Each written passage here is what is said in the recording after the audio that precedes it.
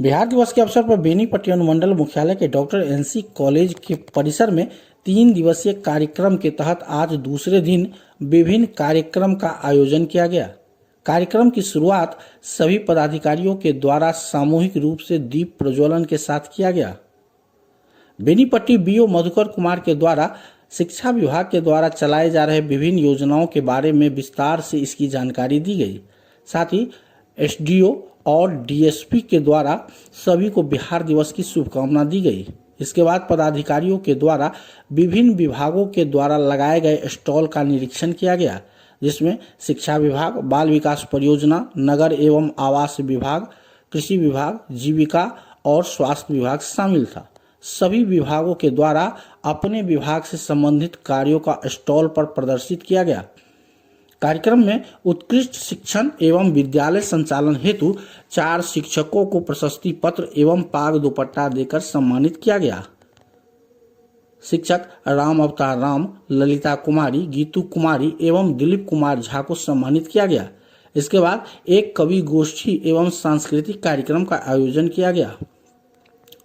कार्यक्रम का संचालन शिक्षक ललित कुमार ठाकुर ने किया।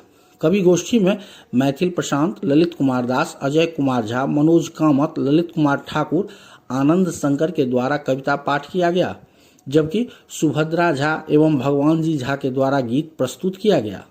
अंत में राष्ट्रगान के साथ कार्यक्रम की समाप्ति। इसमें हम लोग अभी जो मिथिला में है, ये बेनीपट्टी जो हमारा मिथिला की धरती बोला जाता है, तो सबसे बड़ी बात यह है कि माता जानकी का जो हमारा ये जन्म स्थल, पालन स्थल, ये सारा चीज़ें यहीं से बिलोंग करता है। और इसी की वजह से हमेशा मिथिला के बारे में हम लोग बोला जाता है कि हम लोग मृदुभाषी हैं और ये सारी चीज़ें आया और मीठा मीठा बोल करके हम लोग अपना काम करा लेते हैं और अच्छे स्तर पे प्रकट कर पाते हैं और फिर उसके बाद अच्छे से जवाब भी दे पाते हैं और सामने वाले को मजबूर कर देते हैं कि हम सही चीज़ों के लिए लड़ें।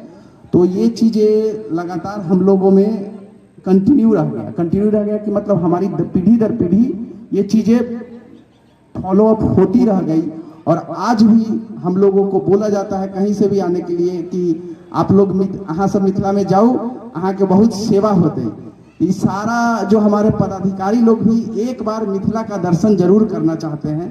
तो हम लोग भी हम इसको दोहराना चाहते हैं आपको कि 1912 में जब जो बंगाल प्रेसिडेंसी था और अंग्रेज रूल, उस समय ब्रिटिश रूल था, तो ब्रिटिश रूल के समय हमारे यहाँ पर इतने जो अंग्रेज के विरुद्ध में लड़ने वाले जितने भी इतने संगठित तरीके से हम लोग लड़ रहे थे, उसको सेपरेट करने के लिए ताकि हम लोगों को डिवाइड एंड रूल का चीज़ हो सके, तो पार्ट में बांटा गया और जो प्रेसिडेंसी था उसको सेपरेट करके बिहार एवं उड़ीसा का एक अलग से प्रोविंस बनाया गया था, जो 22 मार्च को ही था।